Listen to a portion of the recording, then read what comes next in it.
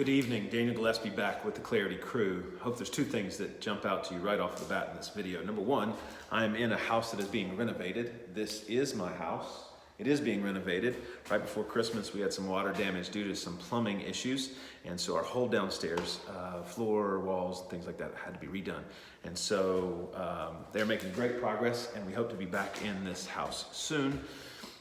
So I hope you noticed that. I'm excited about that. I'm thankful for that. Secondly, maybe you baseball fans noticed that in keeping with Kurt's lament about this being the scheduled to be the first week of Major League Baseball, I share in his lamentations by wearing my Cubs hat and supporting my favorite team. I became a Cubs fan in 1988 when we first moved to North Carolina. There was really only two regular accesses to Major League Baseball through the television at that time, and that was the Atlanta Braves or the Chicago Cubs.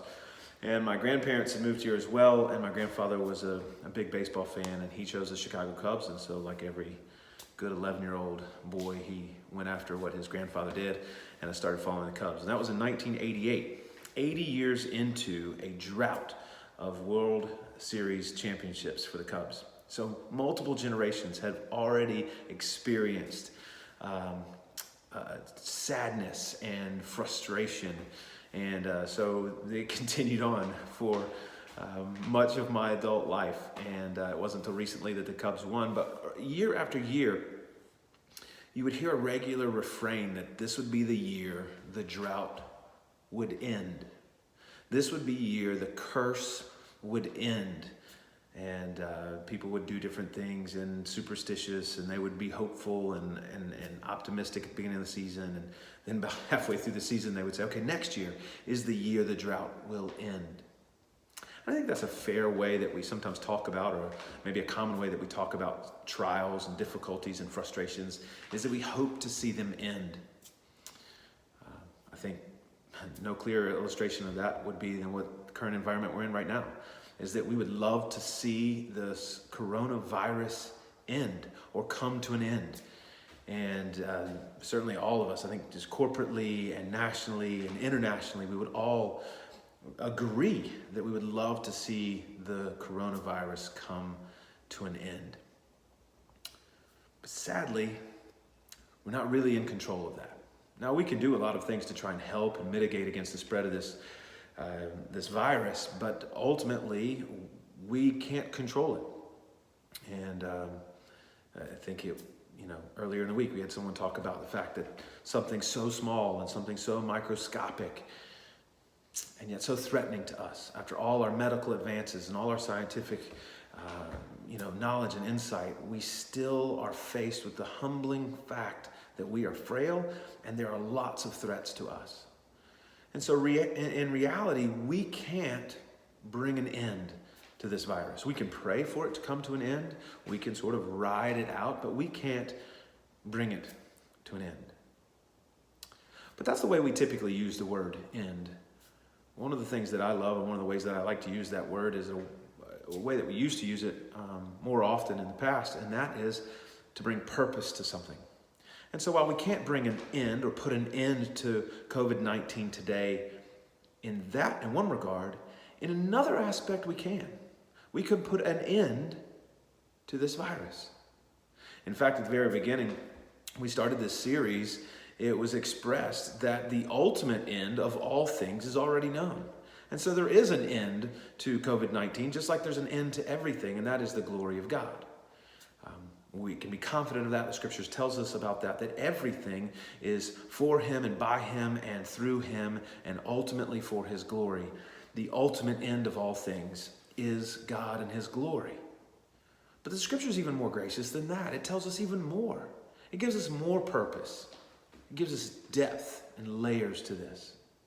It tells us that there's a purpose to every trial. I want to turn our attention just in the few minutes that we have to a letter written by James. James chapter 1, he writes these words: "Count it all joy, my brethren, when you meet trials of various kinds, for you know that the testing of your faith produces steadfastness. And let your steadfastness have its full effect, that you may be perfect and complete, lacking in nothing. He begins this passage with a mathematical term, to count or reckon or consider. Do the math, figure this out, that the testing of your faith through trials and suffering produces maturity and completion, and it is for our good. And therefore, if those things are true, if it is for our good, if it conforms us into the image of Christ, why would we not rejoice? We should consider it or reckon it joyful. Sadly, we have often too low a desire. We have desires that I think most of the world would join in on these and say that we have a desire to get back to work, and we have a desire for health, and we have a desire for the sort of the status quo to be reestablished. We have a desire for baseball games to begin again. We have a desire for life as we know it or as we knew it to resume. But friends, how much more important and how much more beneficial is it for us to be conformed into the image of Christ, to be made like God, to be made like Christ, so that we can be more adequately image bearers, that we can more effectively be his representatives here, and that we can enjoy him in the life he's called us to live. So if that's our greater good, and trials and sufferings are promised in the scriptures to bring that about, that they're one of the accelerated means to our growth, why would we not consider it joy? Now, this is a supernatural work that has to be done in us. It's ludicrous on its face, isn't it, to count trials as joy? But when our eyes are open to the reality that we as sinners can be conformed into the image of Christ, that we can be shaped and made to be more selfless and more righteous and more holy, more patient, more kind, more gracious, more joyful. If those things can be true and be made in us, do we not long for that? Should we not long for that more than we long for a normal day? So it's my request of you and of me and of all that come face to face with this text, that we would consider it joy.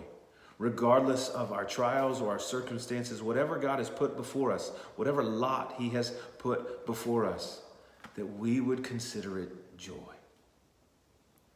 Friends, when we do that, we put a purpose, we put an end to COVID-19. Let's do that together this week.